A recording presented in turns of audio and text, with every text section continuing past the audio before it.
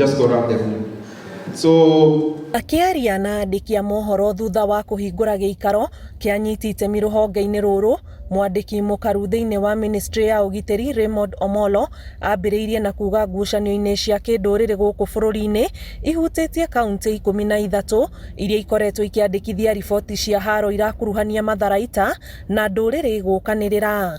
Key highlights of the bill is one is with regards to the coordination between the counties and the various agencies. And number two is the involvement of the communities who suffer the brunt of this violent extremism in terms of building capacity, in terms of them being able to share information. In instances where we are dealing with terrorists, we know that we also have those who may have been involved in some of these activities who have made that conscious decision not to continue being part of it. So there's the issue of reintegration. So how do we have those reintegration?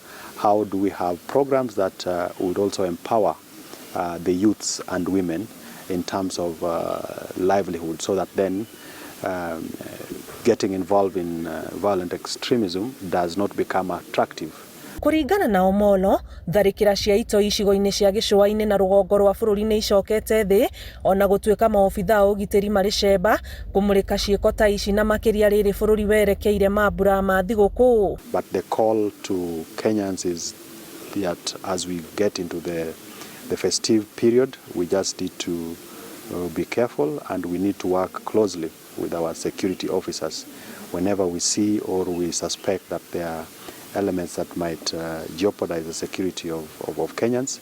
Let's share information, but the assurance I can give the country is that we have made adequate preparation to secure the country. Rũhonge rwa kũng'ethanĩra na itoi rugĩte kaunti cia Nyeri, Laikipia na Nairobi nĩcio ithingatĩte watho ũyũ. We acknowledge the efforts that have been undertaken by all PCV stakeholders across the country. We wish to offer our commitments as County Assemblies Forum to ensure that this bill will sail through to its finalization, and we will support in ensuring that all county assemblies are able to adopt this bill. Ona gũkĩrĩ ũguo, Omolo arauga mwena wa Lamu na rũgongo rwa bũrũri kũrĩ ona itoi irahũthĩra nduthũki.